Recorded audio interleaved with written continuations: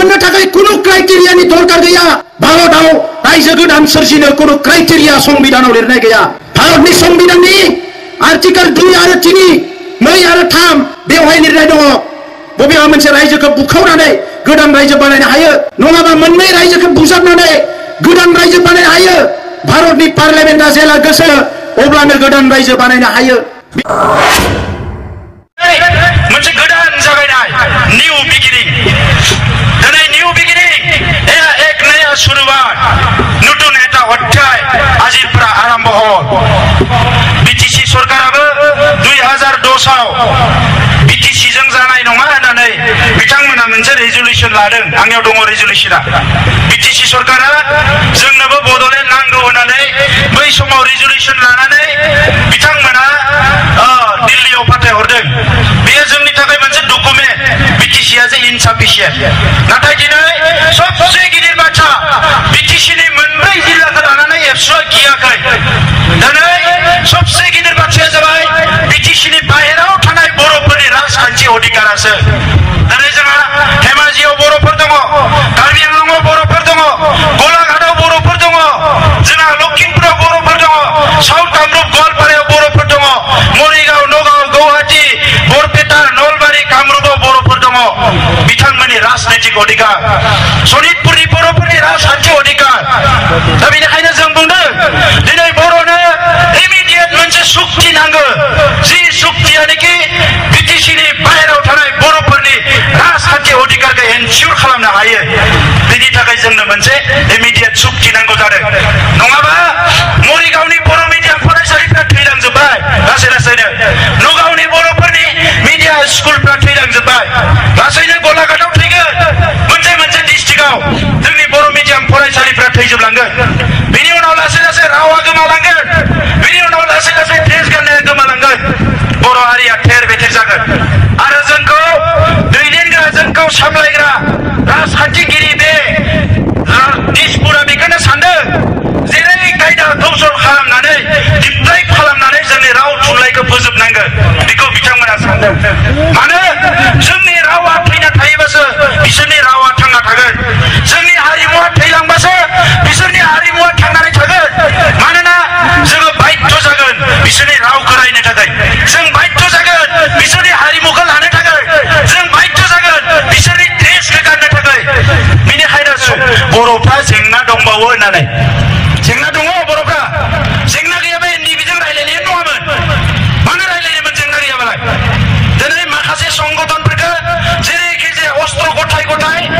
बिखौ बुयै बुयै न'आव हगार हरगासिनो दङ नुदोंना नुवाखै दिनै एनडिबिजों सावरायनांनाय माने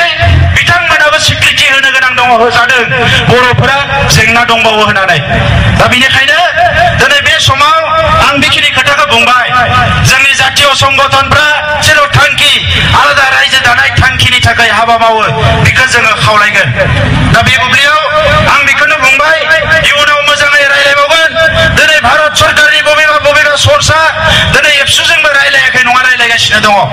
बिथांमोना बडलेण्डखौ नागारनानै जि नांगौ बेखौनो होजोबनायाव दङ नाथाय एबसुआ जोंनि राजखान्थिक अधिकारा सार्थ'आ पुरन जायागौमानि जि सुक्तिखौनो होआ मानो बेवहाय जोङो सिग्नेचार होनायाव गैया हादान खालामनानै होबाय जोङो जोंनि राजखान्थि अधिकारा राजखान्थि सार्थ'आ पुरन जाजासे मोनथाया सुफुंजासे जोंनो होयोब्लासो जोङो सुक्ति खालामगोन बिटिसि समाव जि सुक्ति जादोंमोन बिएलटिजों बेवहाय जोङो सागान होआखै एबसुआ आरो दिनै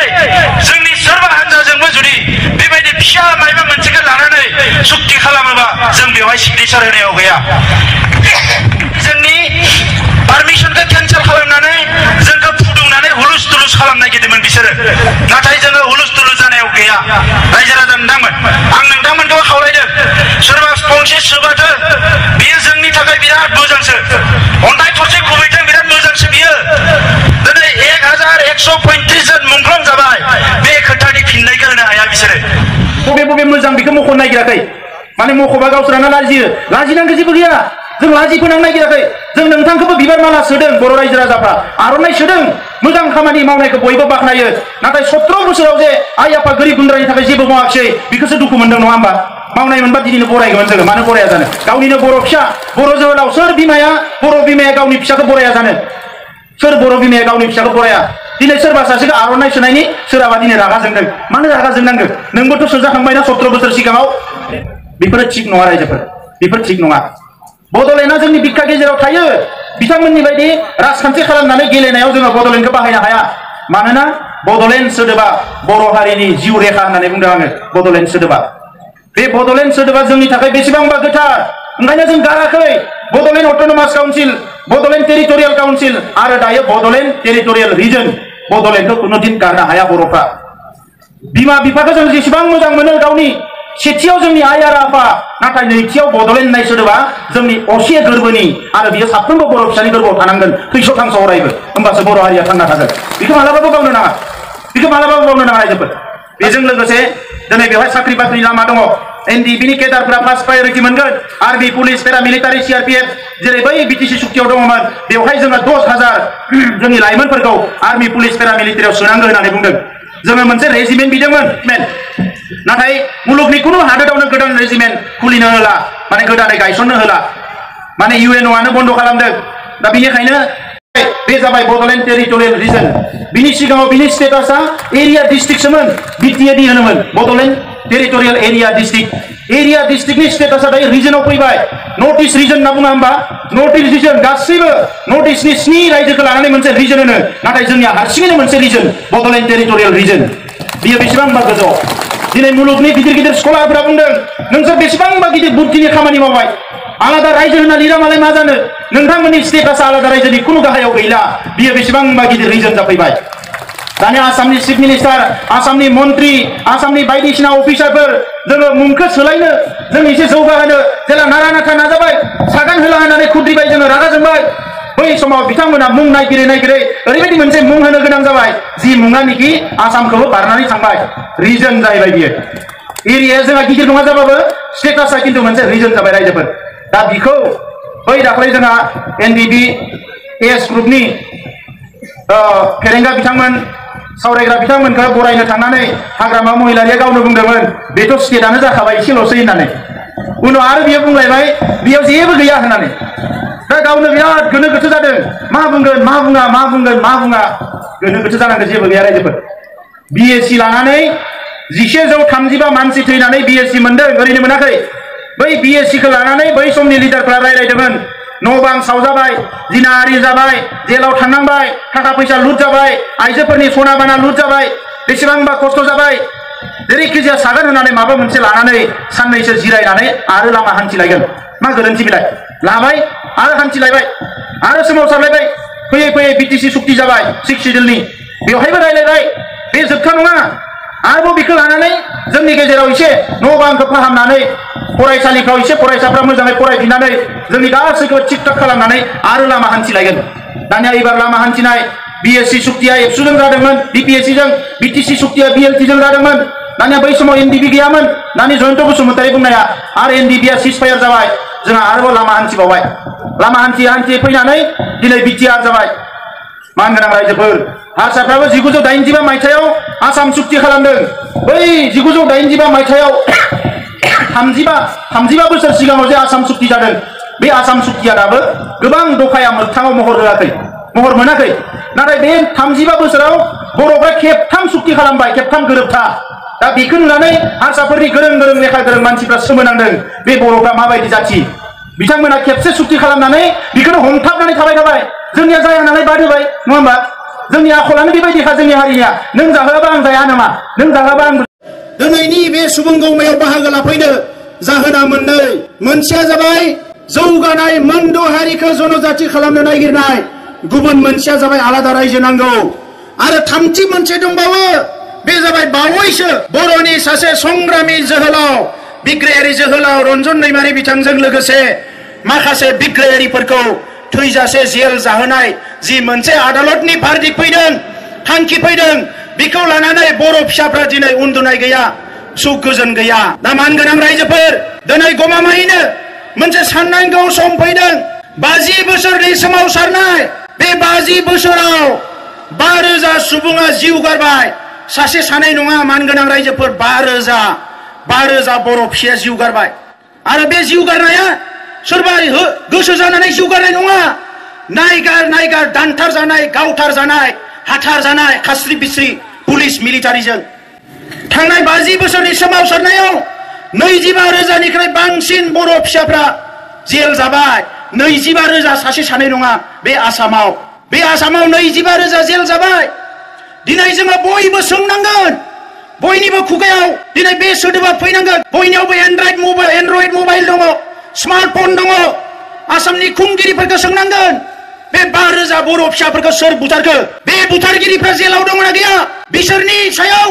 302 मार्डार केस लागायदोंना लागायाखै जोङो दिनै सोंनायनि सम फैबाय दिनै बिसोरनिफ्राय जोंनो बे एन्सारखौ नांगोन जोंनो बे एन्सारखौ होनांगोन आरो बे एन्सारखौ जुदि होनो हायाबा जोंखौ खुंनायनि कुनु अधिकार गैया बिसोरा जोंनो आलादा रायजो होनांगोन बिसोरो बेजों लोगोसे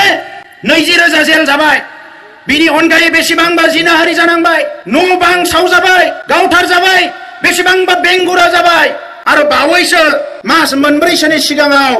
सानै जोहोलावखौ फासि होगोन होननानै फोसावदों आरो बिनि उनाव नै बावैसो रन्जन दैमारि बिथांजों लोगोसे सा 9 थैजासे जेल जोबनानै दोनगोन होननानै फोसावदों बे जाबाय जोंनि आन्दोलननि गोथां मोनसे हिस्ट्रि जारिमिन दानि जारिमिन दिनैनि जारिमिन गोदो गोदायनि जारिमिनखौ बुङाखै आङो जोंनि आबै आबौ आजौ आजौनि बै समनि जुगे 5,000 बोसोर सिगांनि जारिमिनखौ बुङाखै आं दानि जारिमिनखौ बुंदों आरो बे गोथां जारिमिनखौ नुनानै जुदि बर' फिसाफ्रा सोरबा बर' फिसाया गावनि हारिनि जेंनाखौ नेवसिनानै जुदि राजखान्थि खालामनायनि थान्दा खालामदोंबा बिनिख्रुइ आरो गाज्रिसिन जेबो गैया मानगोनां रायजोफोर बेखौ गोसोआव लाखि दा बेनिखायनो दिनै सोरबाया मोजां मोनगोन सोरबाया गाज्रि मोनगोन होननायनि खोथा नङा आं बावैसो क'क्राझाराव सुबुं गौमा जानायावबो बुंदों दिनै रायजो राजाया थांखि लानायनि सम फैबाय जाय दैदेनगिरिफ्रा होननानै गाबदों जोङो जेला बिथाङा दिल्लीयाव थानानै बुङो बड'लेण्ड मोननायनि क्राइटेरिया गैया मोनद' हारियासो लायनो एसटि जानायनि क्राइटेरिया दङ जुदि बे सैथोबा आं सानगोन दिनै नोंथांमोनाबो साननो बाध्य जागोन बिथाङा संबिधानखौनो बुजिया संबिजिताव मा दङ मा गैया बेखौनो बुजिया बड'लेण्ड मोननो थाखाय आलादा रायजो मोननो थाखाय कुनु क्राइटेरियानि दरकार गैया भारतआव रायजो गोदान सोरजिनो कुनु क्राइटेरिया संबिधानाव लिरनाय गैया भारतनि संबिधाननि आर्टिकल 2 आरो 3 2 आरो 3 बेवहाय लिरनाय दङ बबेबा मोनसे रायजोखौ बुखावनानै गोदान रायजो बानायनो हायो नङाबा मोननै रायजोखौ बुजाबनानै गोदान रायजो बानायनो हायो भारतनि पार्लियामेन्टआ जेला गोसो अब्लानो गोदान रायजो बानायनो हायो बिथाङा दिल्लीयाव बुंदों जोंहा लायनो आईएएस अफिसार गैया हिउमेन रिसोर्स गैया सुबुं धोन गैया डाक्टार इन्जिनियार गैया इनफ्रास्ट्राक्चार गैया नागालेण्डआ जेला नागालेण्ड रायजो जायो मोनसे डिस्ट्रिक्टमोन नागा हिल्स डिस्ट्रिक्ट बेनो रायजो जाबाय मिजोरामआ जेला रायजो जायो मोनसेल' डिस्ट्रिक्टमोन लुसाइ हिल्स डिस्ट्रिक्ट बेवहाय कोनो इन्डास्ट्रि गैया इनफ्रास्ट्राक्चार गैया मेघालया जेला रायजो जायो मेघालयाव जेबो इन्डास्ट्रि गैया दासिमबो मेघालयाव इन्डास्ट्रि गैया दासिमबो गैया अरुणाचला जेला रायजो जायो अरुणाचलाव कोनो इन्डास्ट्रि गैया आईएएस अफिसारनि हिसाब गैया दाबो बिसोरनियाव लन थाग्रा मानसि दंबावोसो बिनि उनावबो बिथांमोना रायजो मोनदों आरो बिथाङा बुंदों जोंखौ क्राइटेरिया गैया आला रायजो मोननो थाखाय क्राइटेरिया नाङा नाथाय मोनद' हारिया एसटि जानो थाखाय क्राइटेरिया नांगौ बे क्राइटेरियाखौ बिसोर फुलफिल खालामा दिनै साननांगौ जादों मानगोनां रायजोफोर जोंनि बर' फिसाफ्रानो बिथांमोनखौ 10 बोसोर 15 बोसोर शासनाव दोनबाय आरो बिनि उनाव जोंखौ दिनै बिथांमोना